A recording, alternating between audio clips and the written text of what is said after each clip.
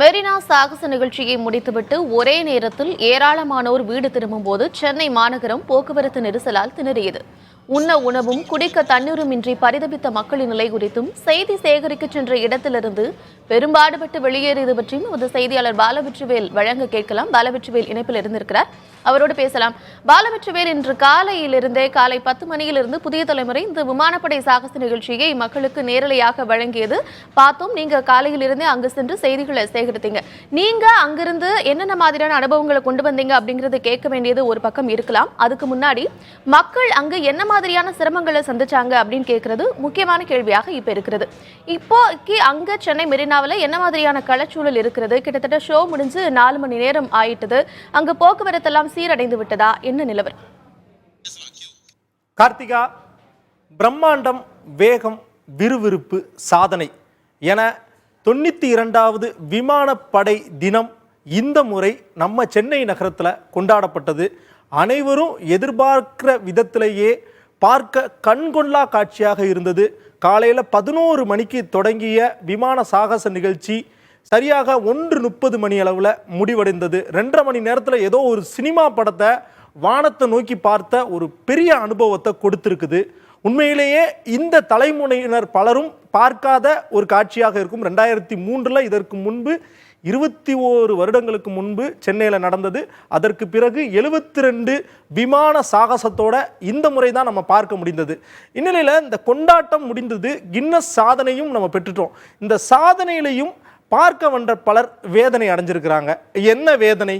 குறிப்பாக இங்கே அந்த பார்க்க வந்த மக்கள் 15 லட்சம் பேர் இந்த சாகச நிகழ்ச்சியை காண வருவார்கள் என எதிர்பார்க்கப்பட்டது. அவர்களுக்கு அழைப்பு விடுக்கப்பட்டது.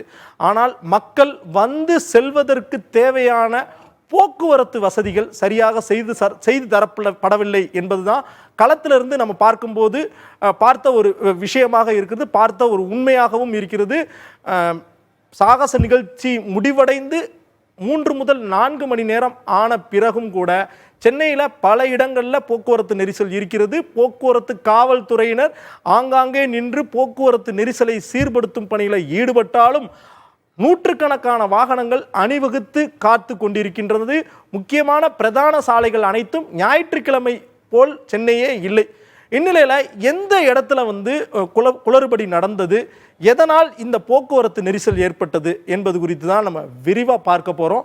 முதல்ல சென்னை நகரத்தில் பொறுத்தவரையும் மெரினா கடற்கரையை ஒட்டி இருக்கக்கூடிய பகுதி. இந்த மெரினா கடற்கரையில் எதற்காக நடத்தணும் அப்படின்னு முடிவு பண்ணுறாங்க அப்படின்னா, இங்கே தான் 15 லட்சம் பேரை பார்க்க முடியும். வாகனங்களை எங்கே நிறுத்தலாம்? முதல்ல இன்று ஏற்பட்ட குளறுபடிக்கு முக்கிய காரணம் இந்த வாகன நிறுத்தும் பகுதியை ஆங்காங்கே வைத்தது தான். குறிப்பாக காமராஜர் சாலை தான் மெரினா கடற்கரையை ஒட்டி இருக்கக்கூடிய ஒரு சாலை. 5 கிலோமீட்டர் நீளத்திற்கு அமைஞ்சிருக்குது. எம்ஜிஆர் சமாதியில் தொடங்கி கலங்கரை விளக்கம் வரையும் அமைஞ்சிருக்கிற இந்த சாலையில் மட்டும் கடற்கரை சாலையில் விஐபி மற்றும் விவிஐபி பார்க்கிங் மட்டும்தான் அந்த கடற்கரை உள்ள செல்லக்கூடிய சாலையில் அனுமதிக்கப்பட்டார்கள். மற்ற எந்த வாகனங்களுக்கும் அனுமதி இல்லை. குறிப்பாக காமராஜர் சாலையே மூடப்பட்டிருந்தது. பிரசிடென்சி காலேஜ், சுவாமி சிவானந்தா சாலை, லேடி வெலிங்டன் கல்லூரி, இந்த 3மே காமராஜர் சாலையை ஒட்டி இருக்கிற பகுதியில் இருந்தது. இந்த பகுதிக்கு இன்று காலை 8 மணிக்கு முன்பு வந்தவர்கள் அனைவரும் இந்த பகுதியில் பார்க்கிங் பண்ணிட்டாங்க. அப்போது 8 மணிக்கு பிறகு வந்தவங்க எல்லாருமே சாந்தோம் சாலையில், குறிப்பாக அடையாறு, திருவான்மையூர், ஈசிஆர், ஓஎம்ஆர் பகுதியிலிருந்து சென்னையினுடைய தென் பகுதியிலிருந்து வந்தவர்கள் எல்லாருமே சாந்தோம் சாலையில் உள்ள காது கேளாளோர் பள்ளி, செயின்ட் பீட்ஸ் பள்ளி, புனித சாந்தோம் பள்ளி, செயின்ட் பீட்ஸ் மைதானம், இந்த பகுதியில் தான் அவங்க பார்க் பண்ணாங்க. அப்போது சாந்தோம் சாலை என்பது மெரினா கடற்கரையிலிருந்து 2 கிலோமீட்டர் தொலைவில் இருக்குது. அடுத்ததாக நம்ம பார்க்க போகிறது கேத்ரீட்ரல் சாலை. கேத்ரீட்ரல் சாலையில் உள்ள சாந்தோம் சாலையிலேயே கேத்ரீட்ரல் ஆரம்ப பள்ளி, சாந்தோம் சமுதாய கூடம், லூப் ரோடு, அந்த சாந்தோம் சாலையில் மொத்தமாக 7 பார்க்கிங் வசதி செய்யப்பட்டிருக்கிறது. சாந்தோம் சாலைக்கு அடுத்தபடியாக மற்ற எந்த இடங்களில் பார்க்கிங் இருக்குது அப்படின்னு பார்க்குறோம்.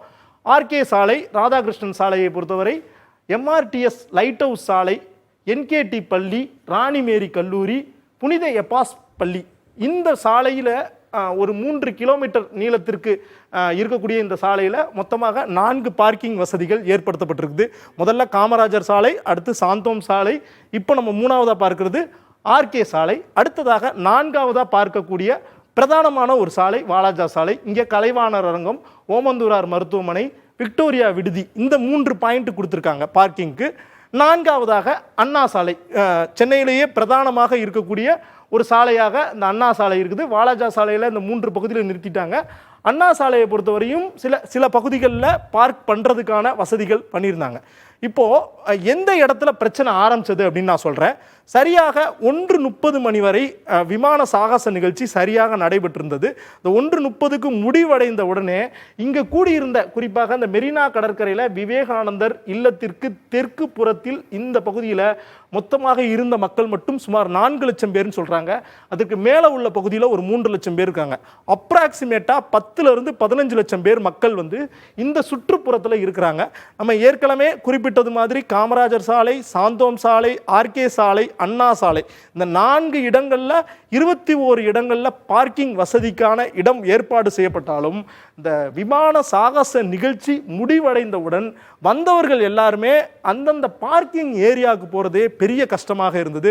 இந்த காமராஜர் சாலை முழுவதுமாக மூடப்பட்டதன் காரணமாக இங்கிருந்து வெளியேறிய மக்கள் மொத்தமாக சந்தையிலிருந்து வெளியேறிய மக்களை போல மிகப்பெரிய ஒரு கூட்டத்தோடு ஒவ்வொரு சாலையிலையும் சென்றதன் காரணமாக அங்கே அந்தந்த சாலையில் பெரிய ஒரு முடக்கம் ஏற்பட்டது.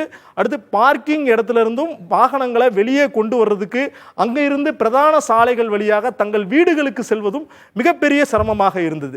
இதற்கு மத்தியில் ஒரு 15 லட்சம் பேர் கலந்து கொள்கிற மிகப்பெரிய ஒரு நிகழ்ச்சி நடைபெறுது அப்படின்னா பொதுவாகவே சென்னை மெட்ரோ ரயில் சார்பாகவோ அல்லது MRTS என கூறப்படுகின்ற சென்னை புறநகர் ரயில் சார்பாகவோ பறக்கும் ரயில் சார்பாகவோ சிறப்பு ரயில்கள் இயக்கப்படும். இன்று ஞாயிற்றுக்கிழமை என்பதால் ஞாயிற்றுக்கிழமை அட்டவணையில் பொதுவாக ரயில்களுடைய எண்ணிக்கை கம்மியாக இருக்கும். ஆனால் அவர்கள் திட்டமிடாததன் காரணமாக, பெரிய அளவுக்கு திட்டமிடாததன் காரணமாக மெட்ரோ ரயிலை பொறுத்தவரை 7 நிமிடங்களுக்கு ஒரு தடவை தான் ரயில் நின்று செல்கிற மாதிரி இருந்தது. அதே மாதிரி MRTSலேயோ புறநகர் ரயிலையோ எந்த விதமான சிறப்பு ரயிலுக்கான ஏற்பாடு செய்யலை. ஒரு 15 லட்சம் பேர் பார்க்கக்கூடிய பெரிய ஈவெண்ட் நடக்குது. அப்போது ரயில் வசதி என்பது ரொம்ப முக்கியம். புறநகர் பகுதியிலிருந்து தாம்பரம், ஆவடி, அம்பத்தூர், திருவள்ளூர் மாவட்டத்திலிருந்து, காஞ்சிபுரம் மாவட்டத்திலிருந்து கூட பலரும் வந்தாங்க. அவங்க ரயிலில் தான் வந்திருக்க முடியும். எனவே ரயிலை பொறுத்தவரை பெரிய கான்சன்ட்ரேஷன் பண்ணல. ஆனால் மாநகர பேருந்து ஸ்பெஷல் பஸ் எல்லாம் இருந்தது. ஆனால் ஸ்பெஷல் பஸ் நிறுத்தக்கூடிய இடம் அண்ணா சதுக்கம், அடுத்து வந்து பார்த்தீங்கன்னா ஓமந்தூரார் மருத்துவமனைக்கு அருகே, DGP ஆஃபீஸ் போன்ற அந்த பல பகுதி தள்ளி இருந்ததுனால அங்கிருந்து அவங்க நடந்து வர வேண்டிய ஒரு சூழல் இருந்தது. அப்போ நீங்க இப்ப சொன்னது மாதிரியே கிட்டத்தட்ட 15 லட்சம் பேர் கூடுவார்கள் அப்படின்னு ஏற்கனவே எதிர்பார்க்கப்பட்ட ஒண்ணுதான். இதுக்கு சரியான திட்டமிடல் இல்லை அப்படிங்கிற விஷயத்தையும் சொல்லியிருக்கிறீங்க. இப்போ இதுக்கு என்ன மாதிரியான வசதிகள் எல்லாம் செஞ்சிருந்தா மக்கள் சிரமப்படாம அவங்க வீடுகளுக்கு செல்வதற்கு ஏதுவாக இருந்திருக்கும்? கார்த்திகா, நாள் ஒன்றுக்கு 2.5 லட்சம் பேர் சென்னை மெட்ரோ ரயில் சேவையை வந்து பயன்படுத்துகிறாங்க. அதே மாதிரி புறநகர் ரயில் சேவையை 8 லட்சம் பேர் பயன்படுத்துகிறாங்க. ஒரு 15 லட்சம் பேர் கலந்துப்பாங்க அப்படின்னு எதிர்பார்க்கப்படக்கூடிய ஒரு நிகழ்ச்சியில் கண்டிப்பாக முன்னேற்பாடாக சிறப்பு ரயில்கள் இயக்கி இருக்க வேண்டும். மெட்ரோ ரயில் சேவையும் 7 நிமிடத்திலிருந்து இப்போ 3 முதல் 5 நிமிடத்திற்கு ரயில்களுடைய எண்ணிக்கையை அதிகப்படுத்தி இருக்கிறார்கள். ஆனால் அவர்கள் அறிவித்த நேரம் என்பது இன்று காலை 10 மணியிலிருந்து தான் அது ஆரம்பமானது. அப்போ முன்னாடியே ஒரு திட்டமிடல் இருந்திருக்கலாம். குறிப்பாக புறநகர் ரயிலையும் சரி மெட்ரோ ரயில் எண்ணிக்கையையும் அதிகப்படுத்தி இருக்கலாம், அந்த சேவையையும் விரிவுபடுத்தி இருந்திருக்கலாம். அதே மாதிரி புறநகர் பேருந்துகளுடைய எண்ணிக்கையையும் அதிகப்படுத்தியிருக்கலாம். மாநகர பேருந்துகளுக்கு தனித்தனி திடல் அமைத்திருந்திருக்கலாம். பார்க்கிங் வசதியை பொறுத்தவரை, அதாவது ஒட்டுமொத்தமாக வந்து ஒரு அப்ராக்சிமேஷன் கால்குலேஷன் சொல்கிறாங்க, 20,000த்திற்கும் மேற்பட்ட கார்கள் மூலமாக மக்கள் வந்தார்கள். அப்போ 20,000 வாகனங்களையும் சென்னை மெரினா கடற்கரையை சுற்றியுள்ள பகுதிகளில் பார்க் செய்ய முடியுமா, அப்படி பார்க் செஞ்சால் அங்கிருந்து அவர்களை வெளியே எடுத்து கொண்டு போக முடியுமா அப்படிங்கிற பல திட்டமிடல்களை, போக்குவரத்து திட்டமிடல்களை மேற்கொண்டிருக்கலாம். பொதுவாகவே இந்த சினிமா கலைஞர்களுடைய இளையராஜா, AR ரகுமான் கான்சர்ட் ஆகட்டும், அல்லது IPL கிரிக்கெட் மேட்ச் நடக்கும்போது இந்த மாதிரி மிகப்பெரிய ஒரு போக்குவரத்து திட்டமிடல் மேற்கொள்வார்கள். ஆனால் இவ்வளவு பெரிய ஒரு விமான சாகச நிகழ்ச்சிக்கு பெரிய அளவிற்கான ஏற்பாடுகள் செய்யவில்லை. அதற்கு மத்தியிலையும் உங்களுக்கு வெப்பநிலை வேற அதிகம், 34 டிகிரி செல்சியஸ் இருந்தது. ஒப்பு ஈரப்பதம் 60 டிகிரி அளவுக்கு இருந்ததுனால அவங்க விமான சாகச நிகழ்ச்சி நடைபெற்று கொண்டிருக்கும் போதே 20க்கும் மேற்பட்டோர் மயங்கி விழுந்ததையும் நம்மளால் பார்க்க முடிகிறது. எனவே இந்த நேரத்தையும் கொஞ்சம் மாற்றம் செஞ்சிருக்கலாம். ஒருவேளை போகிறவங்களுக்கு தேவையான அடிப்படை வசதி, உணவு குடிநீர் போன்றவையும் கிடைக்கக்கூடிய வகையில் உணவை பொறுத்தவரையும் அவர்கள் அண்ணா சாலைக்கு வந்து தான் மதிய உணவு வாங்க வேண்டியது இருக்குது. பலரும் திட்டமிடாமல் மதிய உணவு உட்கொள்ளாமல் இருக்கிறாங்க. இன்னமும் டிராஃபிக்கில் சிலர் மாட்டிக்கொண்டு தவிக்கிறார்கள். இத்தகைய ஒரு சூழலில் தான் சென்னை போக்குவரத்து காவல்துறை ஒரு மகிழ்ச்சியான ஒரு விஷயத்தை சொல்லியிருக்கிறாங்க. நாங்கள் எங்களால் முடிந்த அளவு போக்குவரத்தை கட்டுப்படுத்தும் பணியில் ஈடுபட்டு வருவதாகவும், குறிப்பாக வாலாஜா சாலை, அண்ணா சாலை மற்றும் சிம்சன் சிக்னல் உள்ளிட்ட பகுதிகளில் போக்குவரத்து நெரிசல் என்பது கட்டுப்படுத்தப்பட்டிருப்பதாகவும் தெரிவித்திருக்கிறார்கள். அடுத்த முறை இது போன்ற ஒரு மிகப்பெரிய நிகழ்ச்சி சென்னையில் நடைபெறும் பட்சத்தில் போக்குவரத்து திட்டம் என்பது மேற்கொள்வது அவசியம் என்பதை உணர்ந்து கொண்ட ஒரு நாளாக இருக்கிறது. கார்த்திகா, நிச்சயமாக பாலவிற்றுவேல், காலையிலிருந்து நாமும் பார்த்தோம் மக்கள் பட்ட சிரமங்கள், எவ்வளவு சிரமங்களை சந்திச்சிருக்கிறாங்க. அவங்க வீடுகளுக்கு செல்வதற்கு வழி இல்லாமல் விழுவதுங்க இருக்கக்கூடிய அந்த காட்சிகள் எல்லாம் நாம் தொடர்ந்து பார்த்தோம். நிறைய விஷயங்களை பகிர்ந்துகிட்டீங்க. விவரங்களை வழங்கியமைக்கு நன்றி. Chennai, get ready.